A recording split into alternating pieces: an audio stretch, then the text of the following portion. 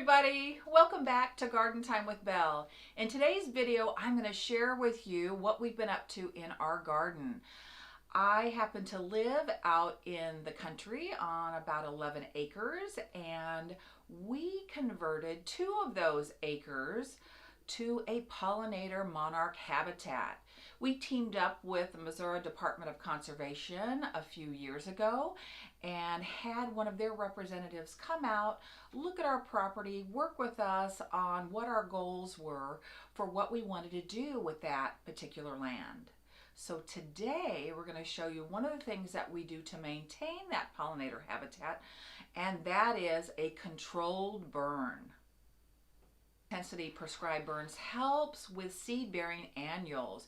It really does help them with their germination, with their spread, that kind of thing.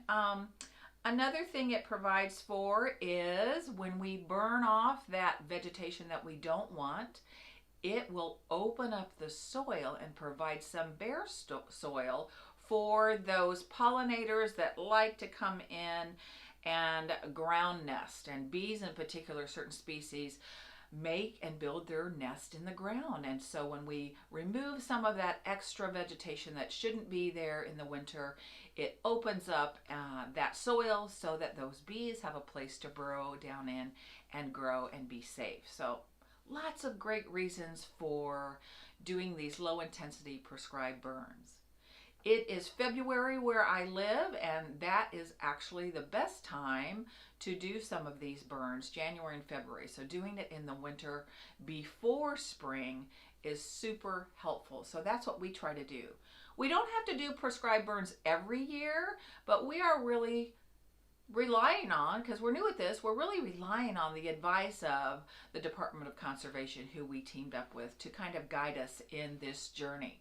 So you might have heard the old saying, in the first year things sleep, in the second year of life they creep, and in the third year they leap.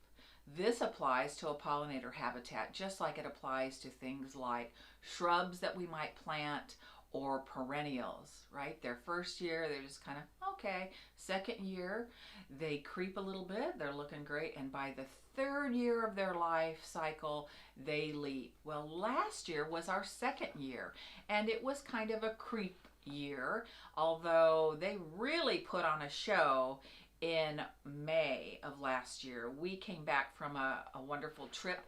We were gone for about 3 weeks, and we came back from vacation, and that 2 acres was a sea of yellow and soft pink. It was incredible. That yellow was made up of coreopsis, different types of coneflower, rudbeckia, all kinds of beauty. It was incredible. So if that was the creep year, then this coming spring and summer is supposed to be the leap year. So I am really excited about what this holds for us in this coming year, 2024. So we're just doing our best to follow the advice of the Department of Conservation and other pollinator folks that know a lot more about habitats for pollinators than we do. We're really new to this, but so far we have loved the process, and you know, we feel really good about we're doing our share, we feel like our fair share, to support habitat for these all important pollinators to our area of Missouri, to our state, and of course the world needs pollinator habitat. So I hope you enjoyed today's videos as we show the process that we've used. What I can't stress enough is safety. If you're doing a prescribed burn, a low intensity controlled burn like we do, know what you're doing. I happen to have an amazing husband who has a lot of knowledge in agriculture and know-how and a lot of experience doing these kinds of things. So we felt really comfortable with him and I taking on this project. We burned last year, and actually we burned twice the year before we even started it. So it's something we have some experience doing, and so I wouldn't encourage anybody just to go out there and do this. I would ask you to do your research, to rely on the experts out there that know what they're doing before you were to tackle this kind of a garden project, which is really amazing, but it does take some skill and know-how to make sure everything is safe for your community, for your land, for your neighbor's land, and of course for your own garden. So enjoy the video today. I hope you'll find it a little bit inspirational and get a sneak peek into creating an intensive pollinator patch. Takes more than just scattering a bunch of seeds and hoping for the best. There really is quite a bit of maintenance involved in this process.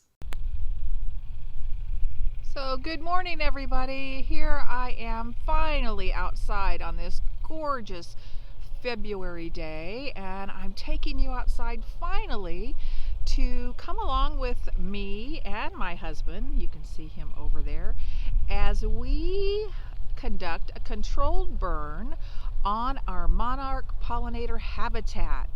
If you can see here up on the hillside on the other side of our pond, a couple of years ago, we teamed up with the Missouri Department of Conservation to create a 2-acre pollinator habitat. We planted about 27 varieties, native species here in Missouri, and we have some maintenance to do. And one of those things that is recommended is that we do a routine burn in the winter to burn off all of the old plants and things that we don't want invading our natives, some grasses and things like that, or that might be a little invasive. So yeah, so come along. I'm going to take you into the pollinator habitat so you can get a closer look. What I'm doing right now is I'm walking up one of the lanes. We mow 3 little paths up to the tippy top, which I'll show you here in a minute, and let you see how it's laid out. And that's not supposed to be here. That's not a gorgeous native species here in Missouri. We had a huge windstorm the last couple days, and this was actually covering one of our fountains out front in the front of our house, and it blew from way over there where our house is all the way over here. So yikes. Yeah, we don't want trash in our beautiful pollinator habitat for sure. But check this out. This is, I think, fleabane, which is supposed to be here. And hopefully it dropped a lot of its seeds over the fall and winter, and we'll have lots more of it growing up. So anyways, let me get rid of this trash. Gosh. So you want to be really careful doing something like this. I wouldn't try to do this unless you have a lot of experience or bring in somebody that is experienced. But as you can see, we're going to do this in sections today, and he's got some water on the back of his gator also as a safety precaution if things kind of get out of control. But it's been a little bit wet here and super cold, so I don't think we should have any problem today. But certainly if the wind were to pick up and we felt like it was unsafe, we would stop and wait to finish the project for another day. So you can see how quickly it moves. We've got some wind, a little bit of wind from the south, that's where you want to light it, and then it's going to move towards the north. And because of those paths that we have cut out, it will stop at some point when it gets to those paths generally. But of course we wouldn't ever leave this spot. We would be watching constantly to make sure everything is safe and sound. So we are really progressing at rapid speed. You can see here behind me the progress that we've made. It does not take much time at all to do this project. It's really been going great. Everything's safe and sound. As you know, I would not attempt this at all without somebody that's done it many times, and that happens to be my husband.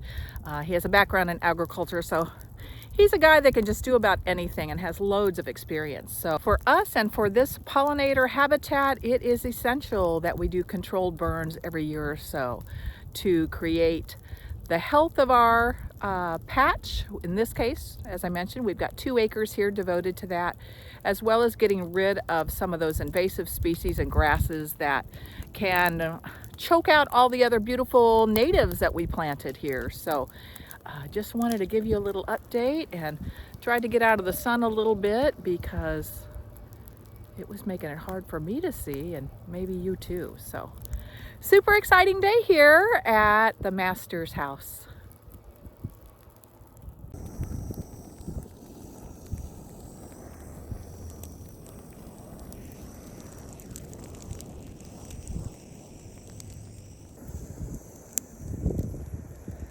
So as I mentioned earlier, this path right here that we mow that doesn't have a lot of excess vegetation, you see how the burn line, it burned and it just stopped right here along the edge of the pathway. It burned off the old yucky stuff that we want to get rid of to produce a healthy pollinator patch for spring and summer. So believe it or not, that little smoky pile, my husband, Mr. Animal Science, tells me is some scat from deer that like to hang out in our pollinator patch. So, you know, using the scat and dung for fuel happens all over the world, and apparently even in our little pollinator patch. So one of the things that was not in the back of my husband's gator for this burning project that should have been were some tissues and a waterproof mascara, because it was smoky, as you would expect, and the sun's bright and the wind is, it's not too breezy, but a little bit breezy. So I've been wiping the tears of joy that we're finally tackling this project. So here's a little bit different vantage point of our controlled burn today, so you all can get a sense of the 2-acre pollinator patch that we've got going. So I'm actually standing on the back deck of our house looking towards the pollinator patch, and you can see, gosh, it's almost done, the burning. Probably, I'd say we have another half hour, 45 minutes. It has not taken long at all. My husband is amazing at doing things like this, and so we've got a very soft, gentle breeze, so everything's safe and sound, and we just could not be more happy with how the project is going.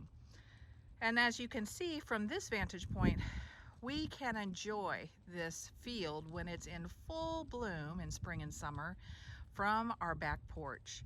It is set on the opposite side of the pond, and it is just magnificent in the spring and summer. So of course I will be taking you all along as the beautiful native plants start to show off this spring and summer.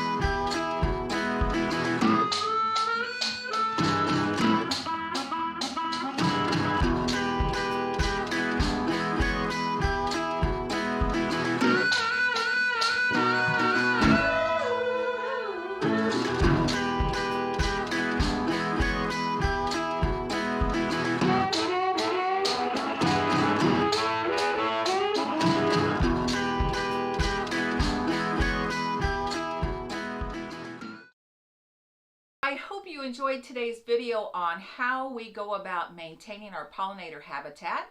It was a smoky day, but it was a beautiful day in February to do the job. It was low wind, which is important when you're doing a prescribed burn. I will be including in the description below a lot of information for you and some links for those of you that might be interested in learning more about pollinator habitats. I know that in some areas of Missouri, you can team up with the Department of Conservation and I think it's the Department of Natural Resources on small projects. Even though we converted 2 whole acres to our project, I think they work with gardeners and homeowners, landowners on really small patches. So I'll include some of those links in case you're interested in seeing what you might do to support pollinators in your area. So if you liked today's video, I would really appreciate it if you would click that like button.